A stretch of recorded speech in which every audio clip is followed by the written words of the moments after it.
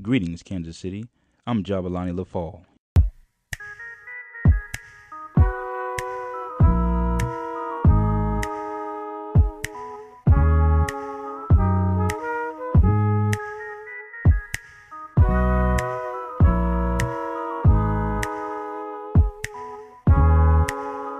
Message for Leffall from William K. Merimo, Managing Editor.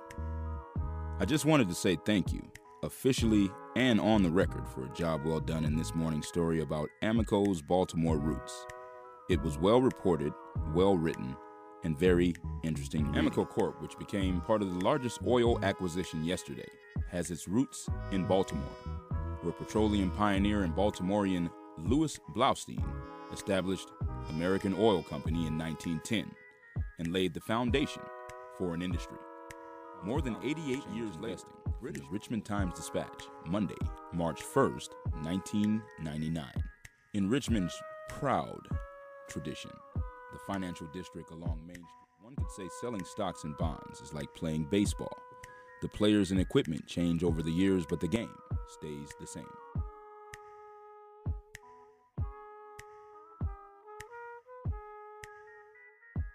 Joining us now is Jabulani Leffall. He is assistant news editor for FT.com. Good morning. Good morning.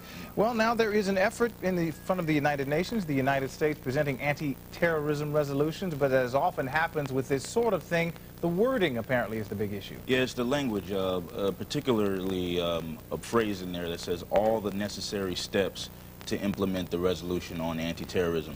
And some countries may not like the sternness of the language, and it may have to be amended for all parties considered to support the resolution. It's being reviewed in Beijing, Paris, Moscow, London, and Washington right now. All the necessary steps, meaning that there might be war involved? Any means necessary, basically. Okay. Let's talk a little bit about the possibility of sanctions. The possibility of sanctions is there, and the text also calls for countries to support extradition and prosecution of suspected terrorists. Is that as controversial as that wording we talked about a minute ago? Definitely. But the U.S. has also supported the possibility of lifting sanctions on Sudan, as we all know is a former host of Osama bin Laden. I did a story about 2 weeks ago on the Telefonica and Lycos deal, and I was able to collaborate with Tom Burns, a correspondent in Madrid. And I think the collaboration and the team aspect of the global reporters and the global editors brings value-added analysis to the newspaper. Telefonica, for instance, their subsidiary Teta just bought Lycos. And I was had breakfast with Lycos' CEO last week, and he talked about getting his knuckles blue in the internet business, and that's what a lot of companies are doing in the fight for market share. China, there's more news of reform this morning? Oh, definitely. I was here several weeks ago and talked about the 389-page blueprint for economic development. What we're seeing in China is more of a push and pull phenomenon with their economy. Feature Friday with the FT.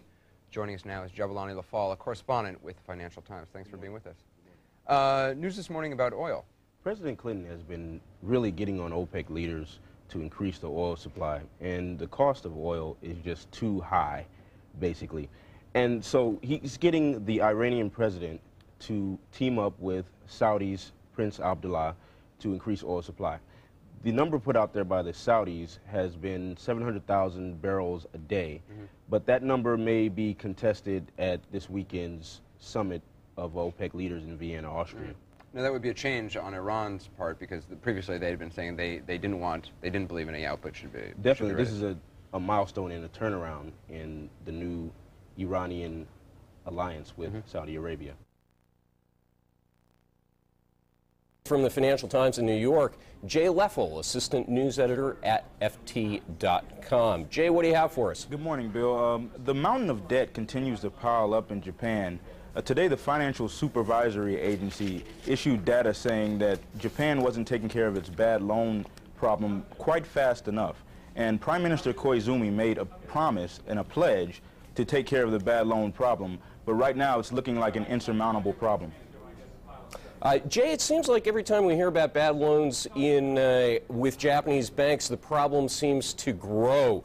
Any indication that they're starting to get a handle at least on what the true size of the debt problem is? Well, the true problem at hand is that they can't write off bad loans fast enough. And every time they write off one bad loan, two new loans that potentially could turn bad come in their place, and then they have the problem all over again. Like I said, it's continuing to pile up.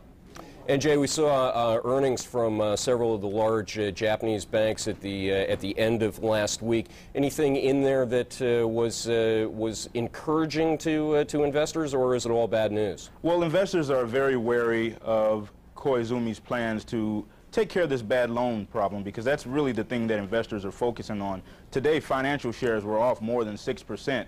So I think we're seeing continuing ease of fear. Let's talk a little bit about something that a lot of folks will have heard of, the National Basketball Association. Their big deal with the networks is just about up, and they are looking for a new one, and they probably won't get as good of terms as what they might have hoped. Exactly. NBC and the AOL Time Warner spent $2.6 billion over the past couple of years with rights to NBA games. Now, the return of Michael Jordan at this point is still an old husband's tale, so no one knows what's going to happen with that, and advertising is down, so obviously the NBA is not going to get as big a premium over that $2.6 billion as they would have. And you might see other bidders, such as Fox, maybe this network. You know, how about Monday Night Basketball? You never know. So is the concern that they're not going to get more money than they got before, or could there actually be a cut in the amount of money they pay for the rights to televise the NBA? There may be a cut. It may come in lower, and it's just as much of a loss if it comes in just a little bit higher.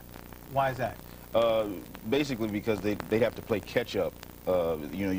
Each year in each contract renewal, you expect to have a bigger premium over the last contract. Right. And they're basically playing catch up. So it's because of the lower advertising revenues and the continuing slowdown in the economy, the networks just may not be willing to put any more dollars on the table for the National Basketball And also a waning interest in the game. You know, there are a lot of purists who harken back to the Bird, Magic era, Jordan era, where basketball is basketball and that type of thing, and the game's looking for a new hero, and that draws dollars.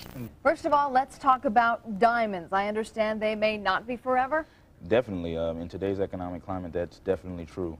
In fact, the company that coined that phrase, "Diamonds are forever," De Beers, has seen its profit drop 30%, and global sales are down 7% as a whole. You talk about global sales, but what about the diamond sales in the United States? Those account for a major segment of the global sales, and consumer confidence, as you know, has been waning. Why has it been waning? Pretty much because of the market, and also because what has caused this influx of diamonds going down is an overcapacity of inventory caused by a miscalculated demand. Apparently, diamonds weren't everybody's best friend, especially in this climate. Not everyone's spending all the money on the rocks that they used to be, right? Exactly. You may get some discounts, though. Hey, that's always good news. Let's also talk about Enron. I understand that they're warning India of new threats with U.S. sanctions. Well, they want to recoup $1 billion in costs that they put into a power plant over in India, now defunct power plant that isn't working anymore. So now they want their money back. Now, doesn't this threat come at a sensitive time right now? A definitely sensitive time, as the Bush administration is trying to improve and strengthen ties with India. India is in a quandary as well because it has anti-Enron sentiment at home, and of course it wants to keep the line moving with Washington on abroad. Here's to the best words in the right place at the perfect time, to the human mind blown up and refined, to the long conversations and the philosophical ramifications of a beautiful day, to the 12-steppers at their 13th step, may they never forget their first step, to the increase, to the decrease, to the do, to the do, to the did, to the did, to the do, to the did, to the done, and the done, to the lonely, the broken-hearted, the new blue haiku. Here's to all and nothing at all. Here's to the sick and the shut-in. Here's to the was you been, to the is you is, to what's deep and deep, to what's down and down, to the lost, to the blind, and the almost found. To the crazy, the lazy, the bored, the ignored, the beginners, the sinners, the losers, the winners, to the smooth and the cool, and even to the fools. Central Standard, right after this hour's news.